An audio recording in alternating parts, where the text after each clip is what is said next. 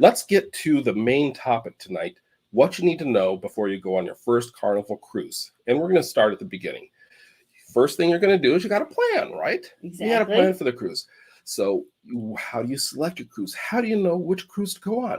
You decided on Carnival, but did you pick, do you have specific dates in mind? Maybe there's certain dates that only work for you because your time off from work or a holiday or something like that.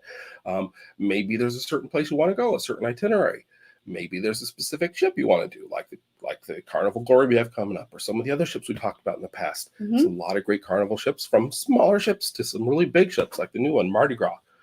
So one way you can bypass all of this, figure this out, or get help is a travel advisor. A travel advisor, or sometimes they go by the title of travel agent. That's a more traditional name. Yeah. They can help you out with a lot of these basic questions for planning. They can help you through a lot of these steps. So the information we have here isn't going to replace what a travel agent or a travel advisor can do for you, but we're going to give you the basics so you understand kind of what you're talking about before you talk to them. You can always go on the Carnival website and book it yourself, but if you're a first timer, you might want to do like we do sometimes and use a travel advisor. So let's see. And they can also get you discounts. Yeah. Yes. So, quick, what's this live going to be about? Well, we just said, Josh. Come on, Maybe Josh. that was a minute ago. Hopefully everyone was saying. So we're talking about booking your first Carnival cruise. So First of all, you're going to plan. So we usually plan starting with the dates. Now, if we're looking ahead to a year, you can book cruises a year or two ahead of time. They have them available pretty far in advance. If you're a planner like he is. Yeah. And that can give you the advantage of being able to focus on a ship or itinerary that you're really wanting to do. Like say you want to do Aruba, or you want to do Alaska, or maybe a place that doesn't start with letter A. You can do that, and you can plan that, and you could work in the dates after the fact. But if you've got some time coming up in 2 months and you just want to get a cruise in real fast, you might want to start with the dates. So you can work with the travel agent on that, or you can go to the Carnival website. Other things to think about is what type of cabin you're going to want. Right. What are the different kinds of types of cabin on Carnival? There's inside. There's inside. There's inside. There's balcony. That's one of the outside ones. Yeah. There's ocean view. There you go. Yeah. Thank you. Yeah. What's it called?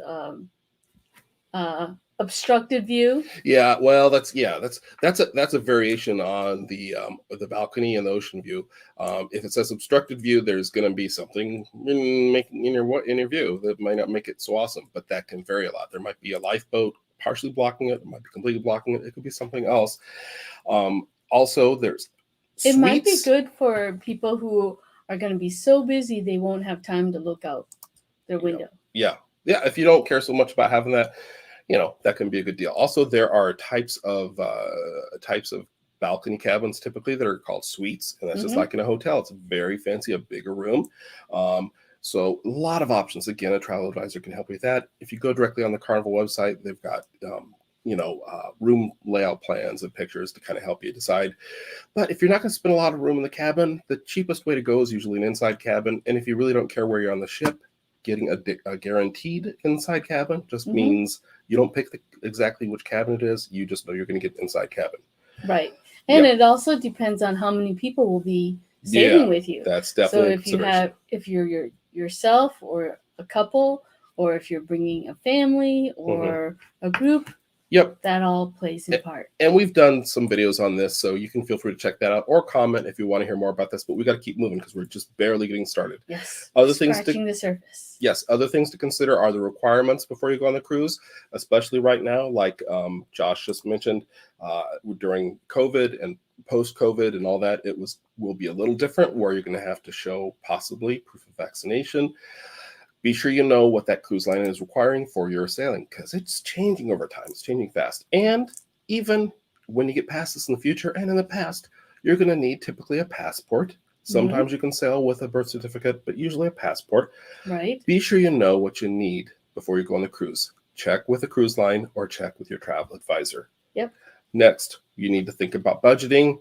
Service gratuities, or just referred to as gratuities, is above and beyond what the fare normally costs. When they quote you the price of the fare, that typically the bottom line price is going to include, port fees, taxes, and everything else. It's going to include, certain types of food on board. I mean, you won't go hungry, and it's going to include a lot of the activities and a lot of the things. You can go on the cruise and pay basically nothing else other than what you're going to pay on that first initial charge they show you, except you'll get charged the gratuities, and that covers a portion of the staff that does things that typically you come in contact with, where you might tip them, on land, like, your server at the restaurant or that sort of thing. But they have a set amount that they charge everybody, and then they hand out the money to everybody on board. Now, we've done videos on this too, and there's ways to get that taken off your bill, but we generally encourage you to just calculate that as part of the expense. Exactly. You do have the option of prepaying your gratuities, though, if you want to get out of the way, so you have a empty built into the cruise. Otherwise, you're charged on the last day of cruise as you leave. Right. Yep. So that's a lot of information just on planning, and we're not done with planning. There's other types of planning, like once you have booked your cruise, you know what ship you're going on, you know where you're going. You got to think about things like, do you want to get insurance?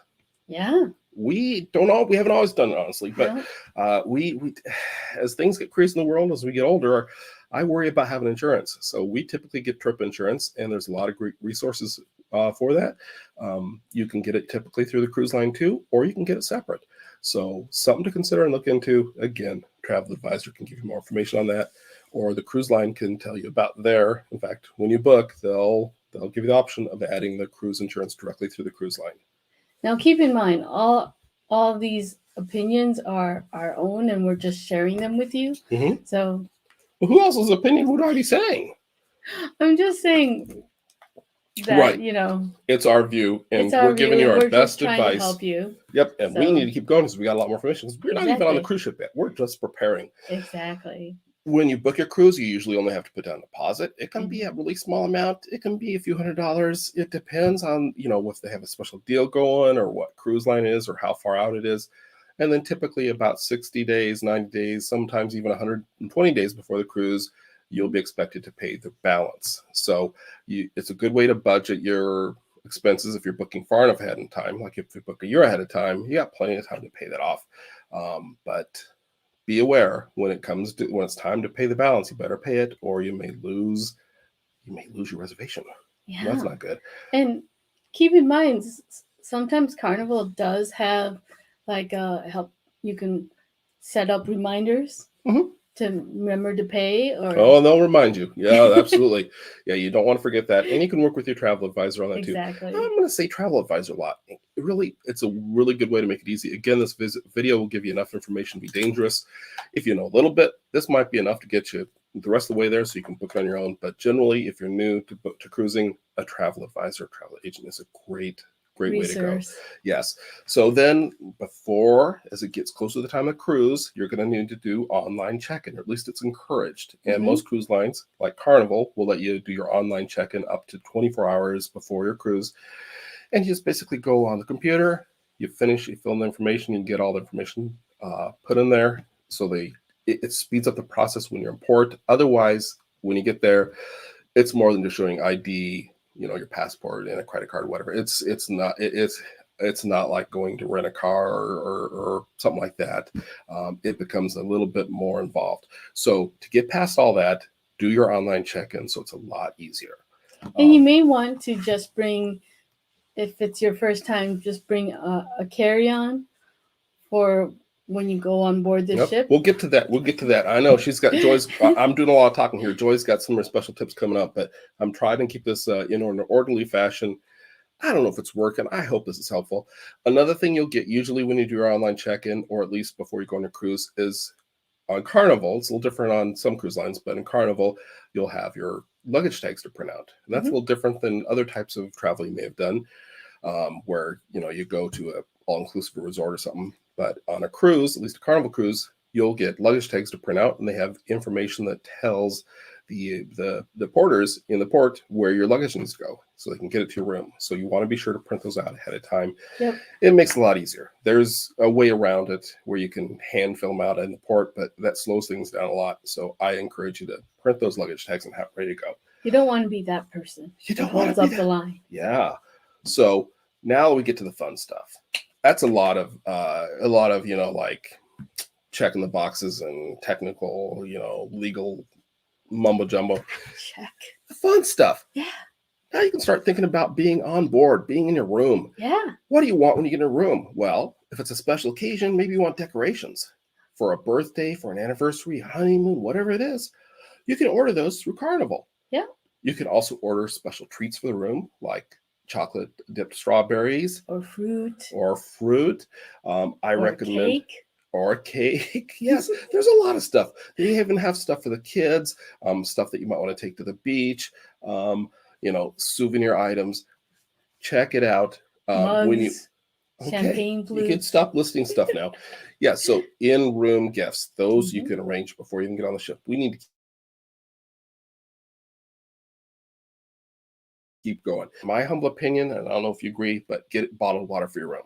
Yeah. Because you may not, if you're picky about drinking water from the tap, you may want to not care for the tap water on a cruise ship. And that's not specific Carnival. It's just in general, we always get bottled water delivered to the room. And it's typically cheaper to get a case of bottled water delivered to your room in advance than to go and buy it once you're on board. Exactly. So I recommend that. Yeah. One very important last thing that you might want to do ahead of time is to plan for any special medical needs. If you need a sharps container because you're diabetic, use needles or something like that, or you have a CPAP and you need distilled water, you can arrange for that ahead of time through Carnival. So don't forget that, because once you get on board, they may not have extra distilled water. In fact, I think if you don't order ahead of time, they don't have it. But when we've ordered it ahead of time, they have it waiting in the room for us. So what about extension cord? Well, let's get to that when we talk about packing, because we're almost to that part, I think. A couple other things you should know before you go. Before you get on the ship, it's a good idea to reserve anything special looking forward to, like dining at specialty dining restaurant. Also, if you're wanting to take an excursion, especially through the cruise line, research those, figure out what you want to do ahead of time, book that before you go on the cruise. If you really want to spoil yourself, what we like to do on Carnival is get what? Faster to the fun. Faster to the fun. So what's Faster to the Fun do for you? Oh, it will let you drop off your bags at your room and start your fun right away. Well, you can go to your room right away. You get on board faster. Exactly. You get your luggage delivered to your room faster. Faster. And you get to get off the ship faster. Faster. So it costs a little extra, but you don't. It's so worth it. If it sounds like something you might want to do, it's not available on every single cruise and every single port. But if it's something that looks good to you that you would enjoy, be sure to book that as soon as possible, because it does sometimes sell out. It often sells out. Yeah. So now let's continue.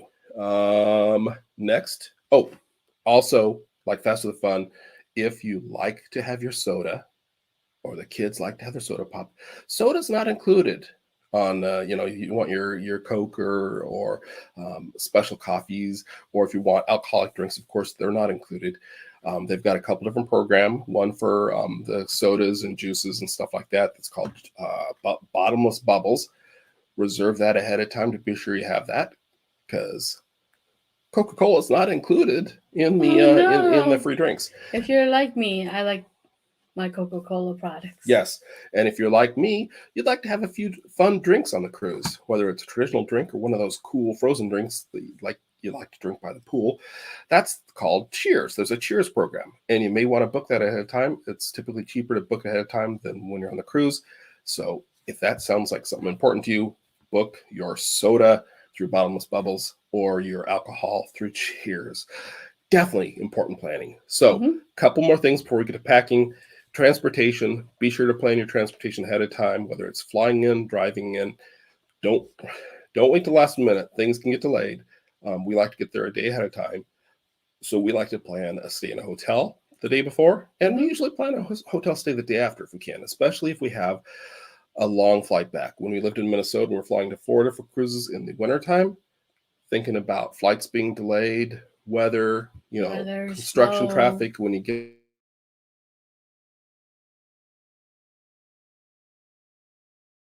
to town spot, we would be able to relax the night before and maybe do something fun local. Yeah. And what about fish lips? That's if you're at Port Canaveral, fish lips is our favorite. Yes, exactly. We got a whole video about that too.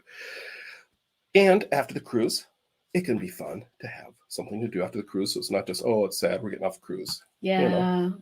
So have something to look forward to, like go to Disney or go to Disney Springs or go to Universal. Yes. So before we get to packing, what should people do right now if they're watching this video? They should like us. Yes. Give us a thumbs up. Click the thumbs up below if you're enjoying this. We got a lot more information to go. Now we're going to talk about packing.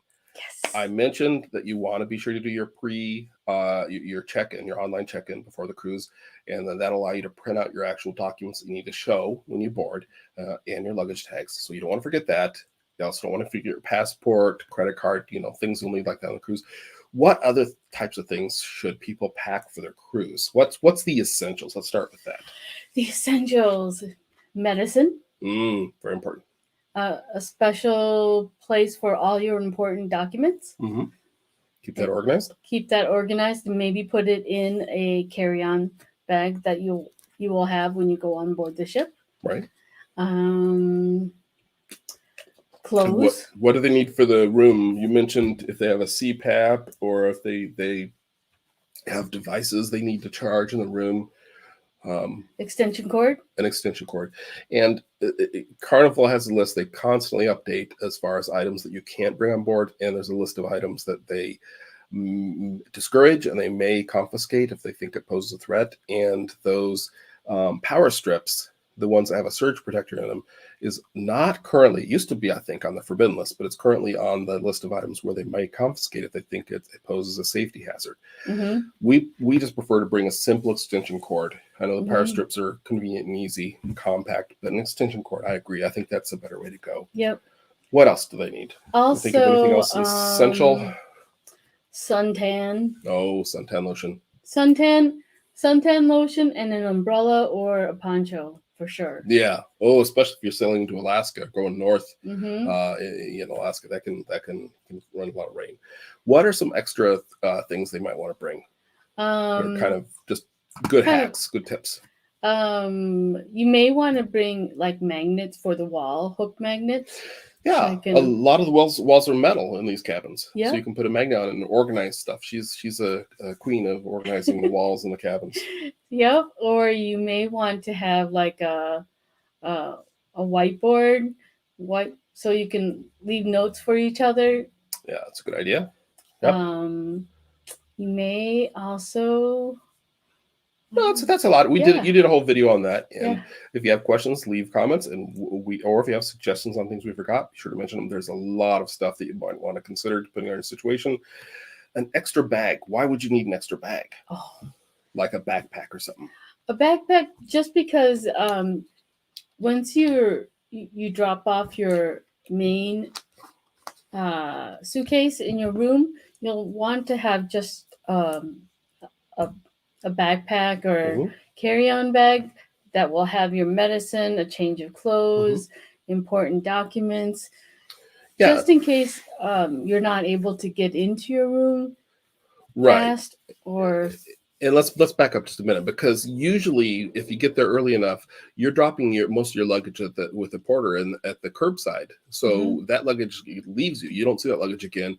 And if you don't have Fast to the Fun, you may not be in your room and you may not get your luggage for hours. Right. So what Joy's talking about is having a backpack or a small bag that you can carry around the ship with you for the first few hours, where you have those really important things, like maybe a swimming suit, maybe a towel.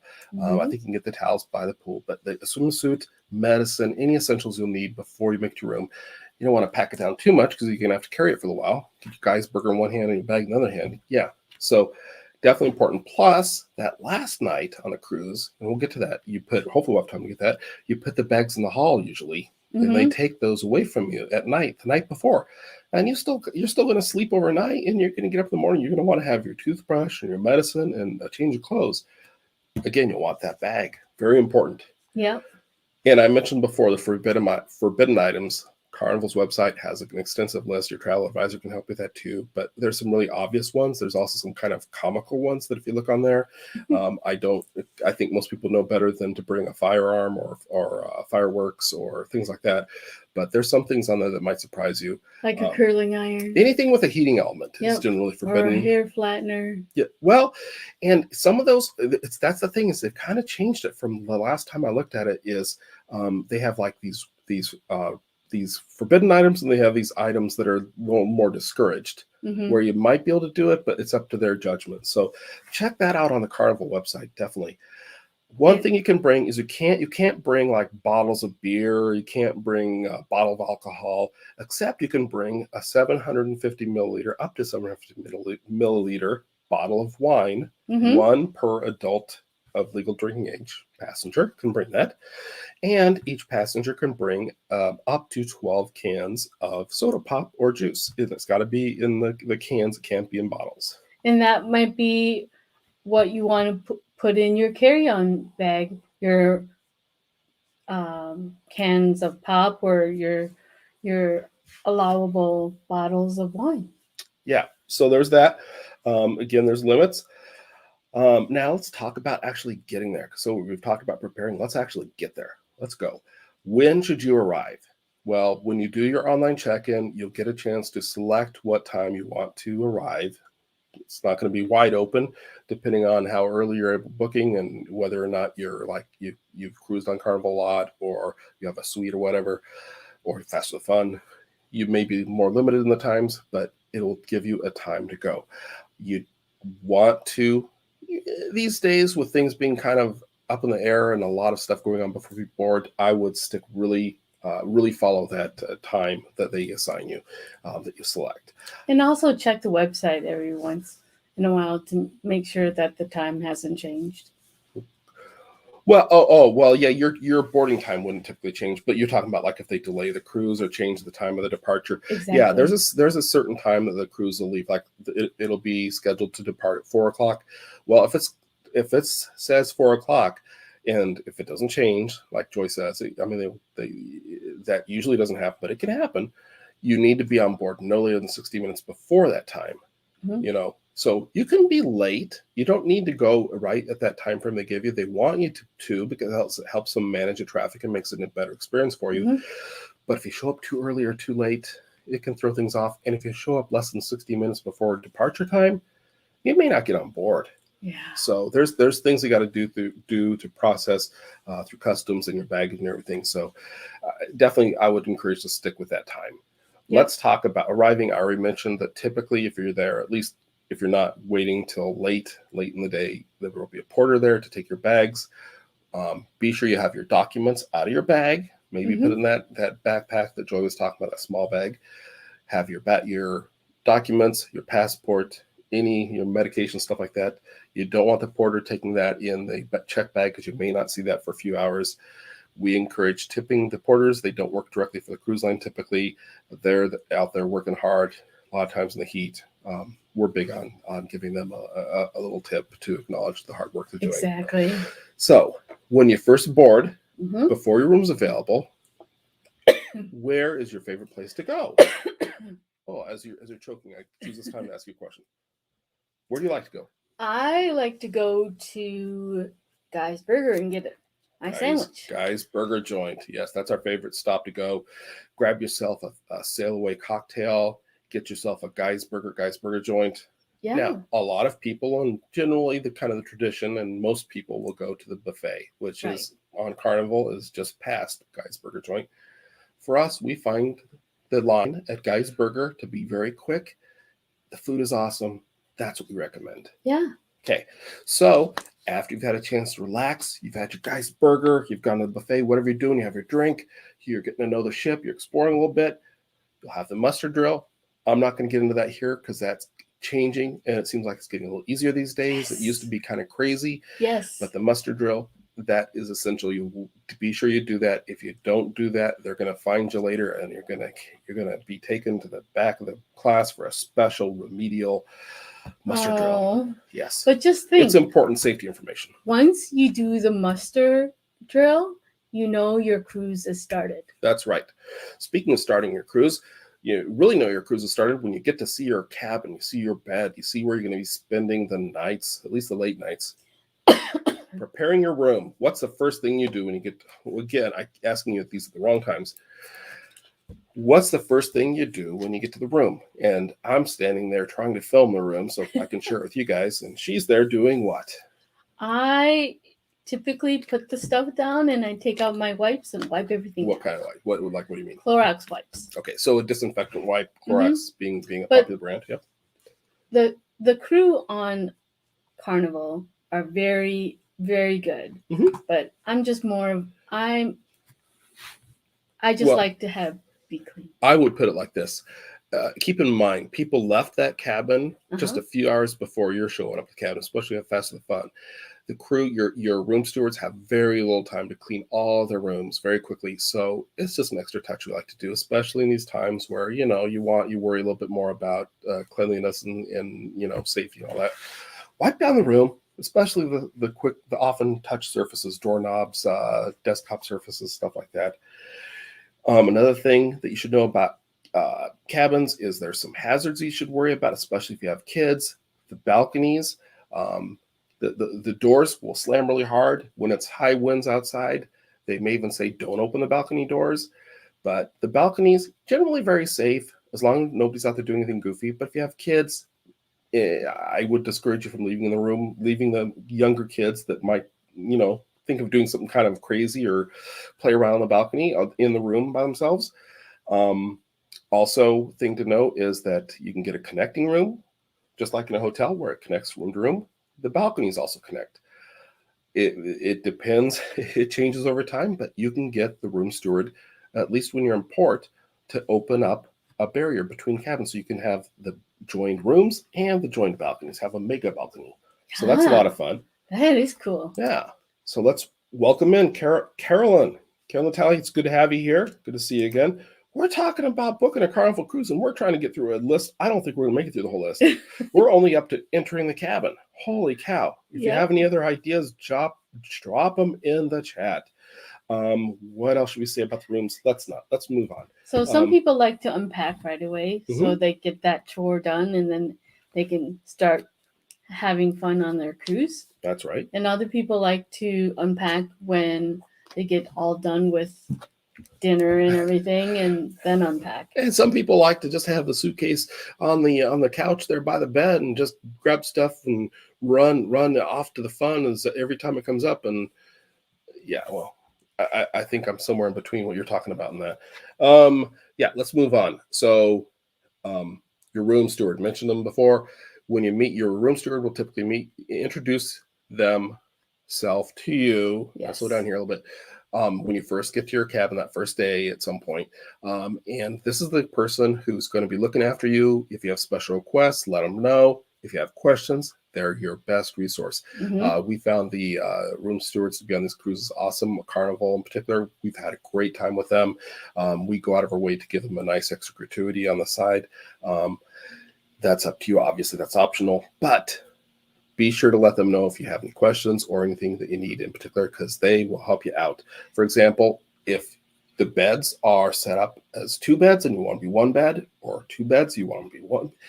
However you want to do it, the beds typically will change from 1 big bed to 2 smaller beds. They're the person that can help you with that. Exactly. Also, if you have those drop from the ceiling kind of bunk bed type things, they'll help you with that too. And they'll also ask you if you want them to come and service your room once a day or twice a day. And if you say once a day, they'll want to know, well, evening or during the daytime. So you can set up all that with them ahead of time and make the cruise the way you want it to be. And they're the best people if you want to try and surprise your spouse or friend with anything. They're the best people to tell them in advance, and they'll help you out. Oh God, I'm a little worried about our next cruise now. Okay, that's an interesting tip there. Let's see, and we got John and Nancy from JN Travels in here. And they're on the horizon. Oh yeah. 30 years since your last Carnival cruise. Oh, yeah, that's a great ship. I think you'll love that ship. We were very impressed when we were looking into the Carnival Horizon. Yeah. And I think it's changed a lot over time. It really has. I think you'll really enjoy it. One thing I really enjoy on the first day of cruise is the sail away party on the Lido deck. Like a lot of other cruise lines, have a lot of music and dancing and fun, and it's just like a party. It's like you see on the movies where people are waving at people on land, but a lot of the excitement's just on the deck with just getting to know new people, dancing, and having fun with people to sail with. Get yourself a drink, kick back, have some fun. Your cruise has started. Yeah. Yes. And the Lido deck is also a big center of activity for other parties during the cruise, daytime and nighttime, right? Exactly. Okay. Now, why don't we tell them what the fun times is? The fun times is like a little newspaper that you get every day, and it has the itinerary of every activity that might be going on. That's right. And it tells you what the hours are for food. It's got a lot of great information. And like Joyce said, it's got activities throughout the day. It can tell you what time things are going, where to find them. We've done ship guides that kind of have some of the general information about where stuff is, but these give you specific times of, karaoke's going to be at 7:30 at this spot or whatever. It's got a lot of good information. And we're used to the older, even though we haven't been cruising as long as John and Nancy from JN Travels, we are used to the old paper ones like you're describing, the paper fun times, and getting a highlighter out and highlighting what we really want to do. I was just about to mention that. That's a great tip. Go ahead. I was just going to say they have a digital version you can get on your phone now, so that's a little different. You can mark those for what you want to do too. And the digital version, you can mark if you really want to do this or if you don't, and you can also share with your spouse or whoever's with you so that they can see what you're also doing. Yeah, that's a great tip. The technology comes in handy, but you can also do it the paper way. It's both great. And it sounds like Carolyn's process of, she likes to wipe everything down, and her mister likes to unpack the end of the first night. I think we can kind of relate to that situation. But there's no wrong way. There's no wrong way. So one quick thing about the fun times we found that's a little strange is sometimes there's food related things that aren't necessarily going to be listed in the dining times, like Guy's Burger or the main dining room or buffet or whatever times. Under the activities, they may have things like sea day brunch, which is a great experience. Keep your eye out for that, yeah. Or the on sea days, sometimes they'll have an afternoon tea. Oh, yeah. It doesn't cost anything extra. And I think of it as a food experience, but it's in the past, at least, it's always been under activities instead of the dining times. So you want to keep your eye out for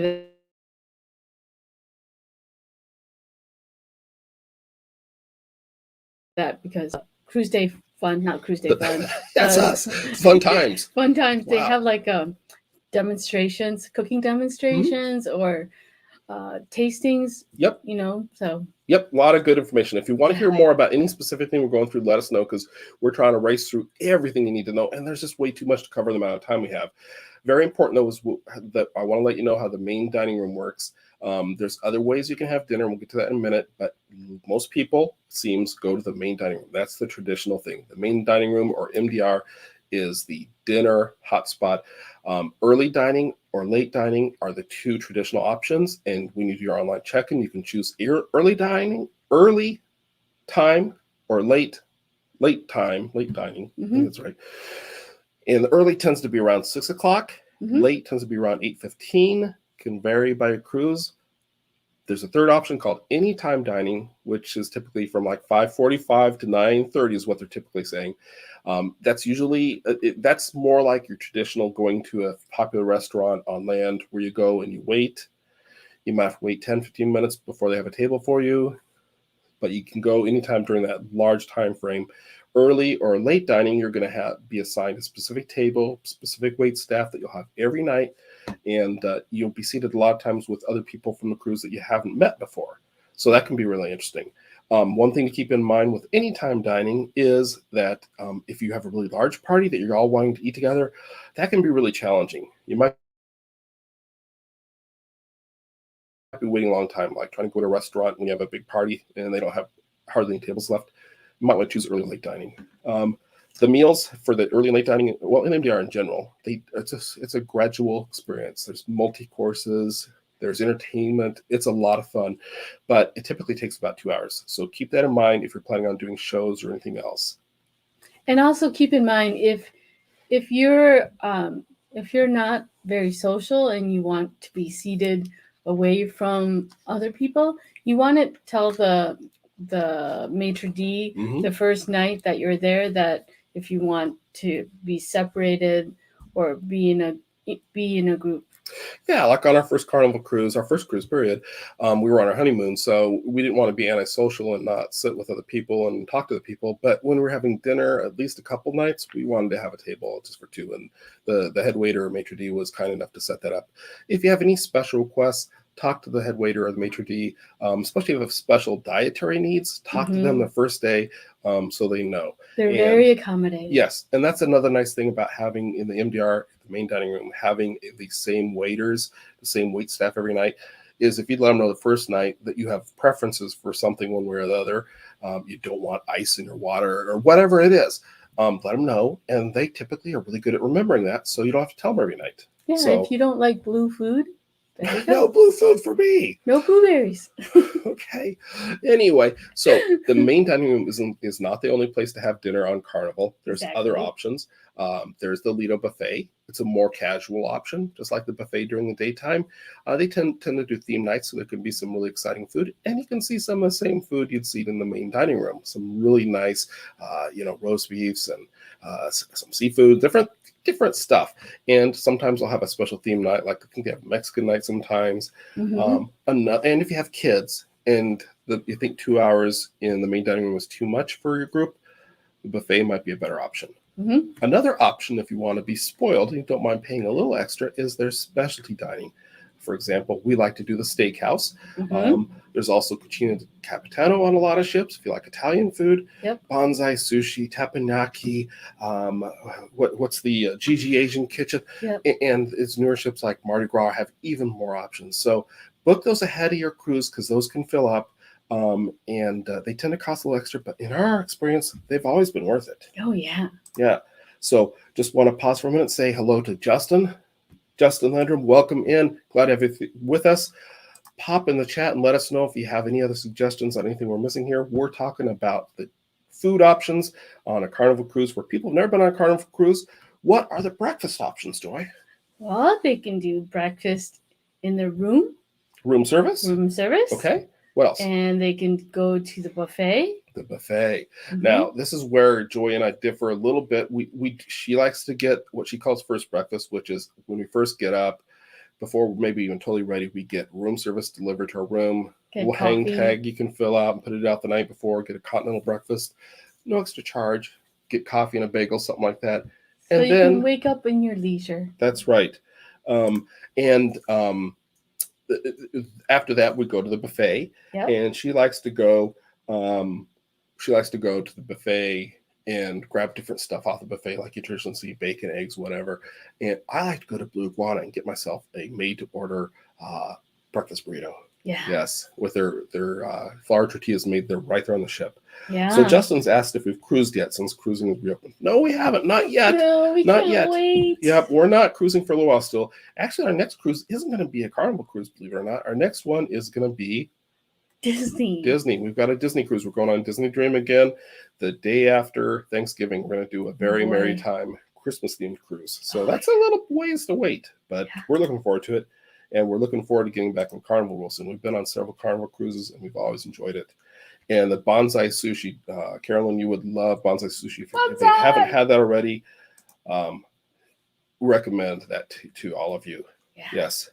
So, bacon shortage. Carolyn's talking about bacon shortage. Don't scare us.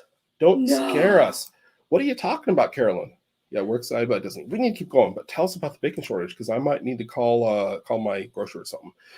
Breakfast. Let's move on to lunch because we're running through time. This is probably going to be a two-parter. After next week, when we have Carolyn on to talk about Cuban cruises, next week we might have to come back and finish this because there's a lot of information here. Lunch. What are your options for lunch? There's so many choices. On Carnival. Yep. There's Guy's Burger Joint, Blue Iguana, the buffet. Yeah, and there's other options. The buffet and the Lido buffet, if you've not been on Carnival, you think of the line where you go through and you grab the food and whatever, but there's other things around that. Like there's a deli.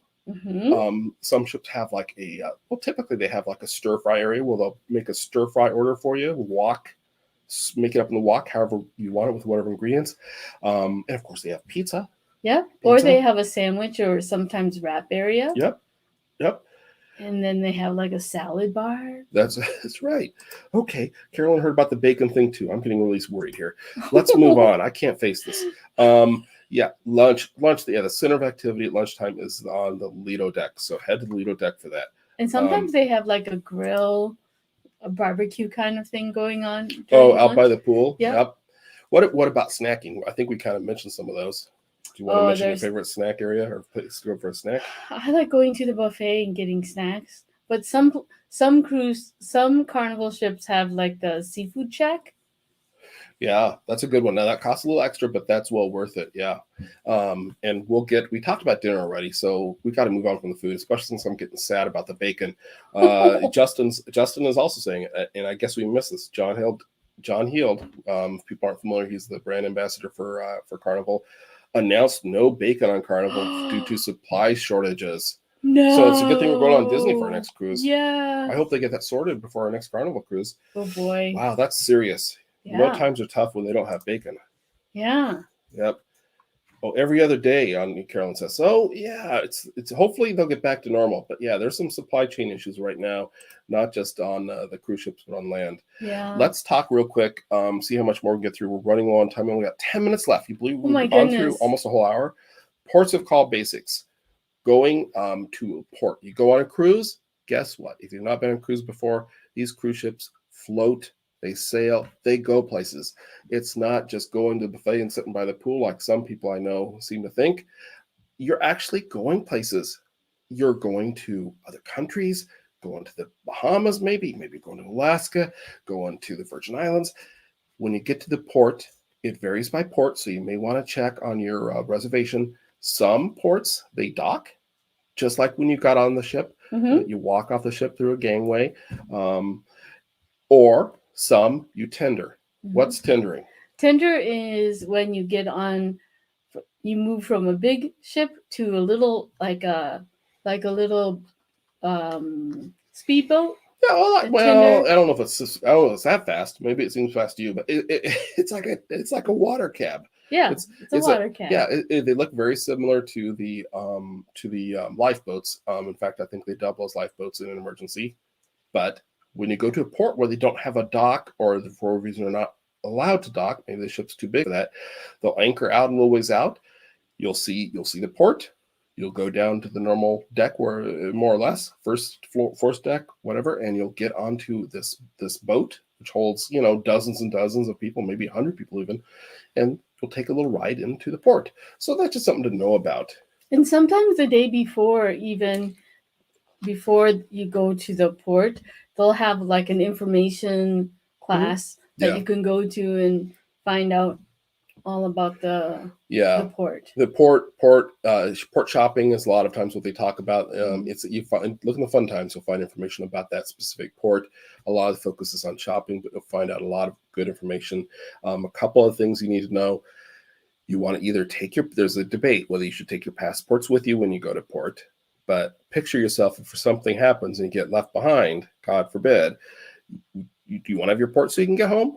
You want to have your passport so you can get home. Hey, try not to talk too fast. Or at least if you feel like some people say you should lock your passport in your room or leave it with somebody staying on board. You can lock it in your safe, keep it safe. If you're going to shore and you're not taking your passport, we recommend the tip we've heard, which is make a photocopy of your passport. Right. So you have one or the other, the copy or the original passport with you. And again, travel advisor could be a good resource for you. But this is one thing that over the years I've heard disagreements on whether it's better to take the passport or not. But the best of both worlds is to take a photocopy or leave a photocopy and have the passport. So and keep in mind, you also want to make sure that you have your key card with you at all times. You can't get off the ship without your sail and sign card. Like you got to have the room key card, like you're talking about. Right. You use to pay for everything on board. Use it to get on and off the ship too. So don't lose that. Also, don't lose track of what the ship time is. The ship time is the official time of the ship. Like they might say, right now it's 9:00, and when you get off in the port, sometimes the local time in the port can be different than ship time. It's usually the same, but I would set your watch, have somebody in a party that's got ship time recorded on some sort of timekeeping device, so you don't lose track. You don't want to miss the ship when it leaves, because then you'd be called a what? A pier runner. You don't want to be a pier runner. That's right. So that's very important. Carolyn says you take a copy of both onshore. So yeah, just to be safe. Definitely, I worry about losing it when I'm in port, because you got to worry about the other things we talk about, which is port safety. If you go in an area where you're kind of alone, or you're away from the touristy areas, kind of often exploring the more real areas of a port, I'll put it that way, you could get in a situation where you could lose stuff. You want to be safe. You want to be safe. You want to be smart. Protect your valuables, including your passport, your money, all that. Maybe have a money belt. There's a lot of options online. But I worry more about not having the passport with me when I'm in port, and missing the ship for some reason. A medical emergency, lose track of time, a breakdown of a cab or something. Who knows what could happen? I don't want to be in this other country and not have a passport, or at least a copy. So let's move on. We don't want to scare you, but we just want to help you be prepared. Be safe. Yeah. So a couple of things we'll mention, and then I think we have to wrap it up for now. We got more we're going to have to cover on a future episode. You have options to go on excursions, or you can go off and explore on your own. Now, right now, post-COVID, things are a little different, so you might have to take a ship-sponsored excursion. But traditionally, most of the time, you get the option of doing one or the other. You want to be safe, and remember, it's really easy when you get on the ship in Miami to feel like when you get off the ship somewhere else, especially if you see familiar brands, bars in port, you see Fat Tuesday, Senior Frogs, or other brands that may be just down the street from where you live now, and feel like you're an extension of your own country. You're in a different country. The laws are different. So be aware, be respectful, be careful. The protections that you have in the United States or your home country may not be the same as the country of the port you're visiting. So be very careful. We won't get too far into it, just mostly because we don't have time now, but also you got to be aware of scams. Sometimes people will be out there and trying to sell you a fake silver ring for hundreds and hundreds of dollars when it's not even real silver, So, and are you going to go all the way back to that country when you find out that it's not real? They know you're not. So some things you got to be careful of. Yeah. So there's a lot more we could say about shopping and about ports, including shopping, being very careful, buyer beware. You can negotiate prices in a lot of these countries. Like when we went to Chichen Itza in the Yucatan Peninsula, they'd say stuff was $1. You'd get over there and it's like all of a sudden it's $20, and you can negotiate them down to like $5. I mean, it's a whole different thing. It's not like shopping at Target or Macy's. And if they start off like at, let's say, $300 and they bring it down to $20, you may want to double think about purchasing whatever item. That's right. That is. We've had some stuff like that kind of happen. So beware. One last thing while we're talking about ports, bringing things back on board. Alcohol, typically, if you buy like a bottle of rum in port, that'll get taken from you. Not like they're taking it away, but they're going to hold it until the last day of the cruise or the last morning of the cruise, when any alcohol you buy in port or on board is held for you, and then you'll get a claim ticket to pick it up. Just be aware, it's a little extra, maybe inconvenience, but you're not going to be able to take it on board and just drink it. It doesn't work that way. Also, shells, typically Carnival allows you to bring shells back. Be sure it's legal what you're getting. It may be a protected nature preserve area or something where you don't want to take a shell, but if it's a beach where you can just take a shell normally, be sure it's clean. If the shell's not clean, they may not let you bring on board. Also, food. If you're going to bring the food on board that you bought in port, be sure it's unopened. If it's open food, they're going to say you can't bring it on board. You're going to have to throw it away, or you're going to have to finish it and wait to get on board until you finish the food. Also, if you're going fishing, like if you're going to Alaska, if you go salmon fishing or something, they won't let you bring fresh caught fish on board. You're going to have it shipped back home. So keep in mind, if you do purchase any food, alcohol, or any perishable item, remember to pick it up on the last day. Put a reminder somewhere in your cabin to pick up. Yeah, you don't want to forget that. Pick it up on the last day. Otherwise, it's a really expensive memory. Yeah, And in our experience, I've had it be very quick picking up your alcohol the last day. I've only done it a couple times. One time it was like I literally just walked into the nightclub where they're having the pickup for that morning, and I showed my claim tech. They handed it to me. I walked away. I mean, the elevator ride took almost as long. Another time, I went and got it for you. What? Okay, I don't remember that, but okay. The other time was there was an extremely long line, and we actually missed our disembarkation time, even though I got there extremely early. The line took forever. Yeah. So good to plan ahead and get there early so you're not holding up the rest of your party. So we're out of time. We appreciate you watching. We're going to finish up with part 2 of what you should know before you go on a Carnival cruise. We hope you found this helpful. Comment down below with anything we've left out in the first part of this. We know it's kind of tricky since we're stopping halfway through. We bit off more than we could chew today. But also comment about any of the things we mentioned that you want to hear more about, because we'll talk more in depth, because there's so much to cover here. Exactly. When you've been cruising with Carnival a few times or many years, it's hard to remember all these things that you have to remember.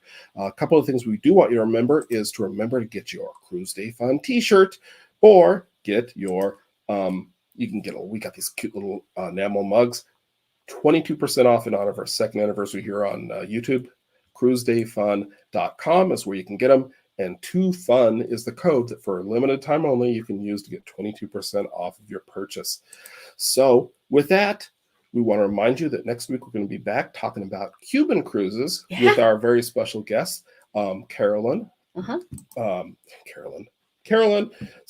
Charlene from Island Jumper Travel. See what happens when I talk too fast? I get words mixed up. Oof. Next time we'll try to cover less. But next time, Charlene's going to be here from Island Jumper Travel to talk about her experience going on Royal Caribbean to Cuba. I'm really looking forward to hearing about that. That's next week, Monday, the 23rd at 8 o'clock Eastern Time. Be sure to tune in for that. We want to thank you for joining us. We really have enjoyed having you here, and we hope you found this information helpful, and I hope you could understand what I was saying as I was talking so fast. Next time, maybe I'll let Joy talk, and so she can take her time and be more understandable. See, there's so much to know for your first cruise. Too much to cover in 1 hour. We'll see you next time. We want to thank you for watching. We really appreciate you. Thanks for joining Cruise Day Fun. Bye. That's the wrong button.